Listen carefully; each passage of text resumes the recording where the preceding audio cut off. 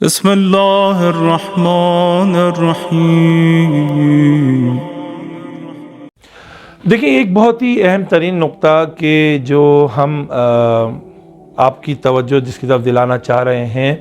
اور ایسی بات کہ یقین مانیے ہم اکثر اوقات یہ قرآن کی آیت جو سورہ عنکبوت کی 45ویں آیت ہے، اکثر اس کی تلاوت بھی کرتے ہیں،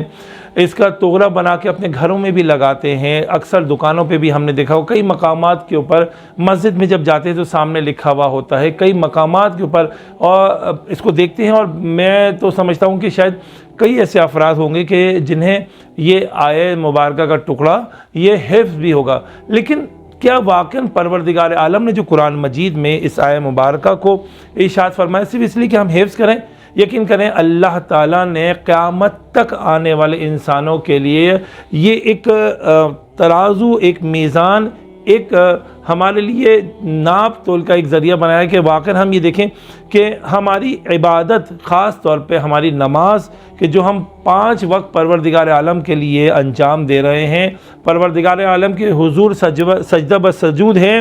نماز ادا کریں کہ واقعاً ہماری نماز قبولیت کے مقام پر بھی ہے یا نہیں ہے۔ سورہ عنکبوت کی 45ویں آیت کی جس میں پروردگار عالم یہ ارشاد فرما رہا ہے ان الصلاۃ تنہی عن الفحشاء والمنکر، کہ نماز، بے شک نماز تنہی عن الفحشاء کہ جو فحاشی سے روکتی ہے، والمنکر تنہی عن الفحشاء والمنکر یعنی جو حرام کاموں سے روکتی ہے، انسان کو فحاشی سے رکھتی ہے، یعنی پروردگار عالم نے قیامت تک، میں پھر اس کی تکرار کروں گا کہ قیامت تک آنے والے انسانوں کو یہ معیار بیان کر دیا کہ دیکھو، نماز ایک ایسا عمل ہے، ایک ایسی عبادت ہے کہ جو انسان کو فحاشی سے روکتی ہے، عریانیت سے روکتی ہے، بیہودہ کاموں سے روکتی ہے، والمنکر یعنی حرام کاموں سے، وہ اعمال کے جو حرام ہیں ان سے یہ نماز روکتی ہے۔ دیکھیے عزیزوں، ہم اکثر پریشان رہتے ہیں، اکثر ہم دل میں یہ خیال آتا ہے کہ یار ہم نماز تو پڑھ رہے ہیں، کیا واقعا ہماری نماز قبول بھی ہو رہی ہے یا نہیں ہو رہی، یا یہ سجدے جو ہم کیے جا رہے ہیں ہمارے منہ پر ہی مار دیے جائیں گے۔ تو اس کے لیے اللہ تعالیٰ نے خود قرآن میں ہمیں متوجہ کرا دیا کہ دیکھو، نماز وہ ہے کہ جو تمہیں فحاشی سے روکتی ہے، جو عریانیت سے روکتی ہے، جو بیہودہ چیزوں سے تمہیں روکتی ہے اور تمہیں حرام کاموں سے دور رکھتی ہے۔ تو اب معیار ترازو یہ ہے کہ اگر ہم جو 5 وقت کی نماز پڑھتے ہیں، اگر ہم یہ دیکھیں کہ ہم کوئی بھی ایسا عمل کہ جو فحاشی کی زمرے میں آتا ہے، یا فحاشی کا مزداق یا فرد فحاشی ہے، اگر ہمارا دل اس کی طرف راغب ہو رہا ہے تو سمجھ لیجئے گا کہ ہم ٹکریں تو مار رہے ہیں، ہماری نماز نہیں ہو رہی۔ اگر ہمارا ضمیر ہمیں جھنجھوڑ نہیں رہا ہے کہ بیہودہ ڈراموں، بیہودہ فلموں، نامحرم خواتین کی طرف نگاہ اٹھانے سے اگر ہمارا دل ہمیں ملامت نہیں کر رہا، ہمارا ضمیر ہمیں ملامت نہیں کر رہا، تو یقین مانیے ہم نماز تو پڑھ رہے ہیں لیکن یہ نماز ہماری بیکار ہے۔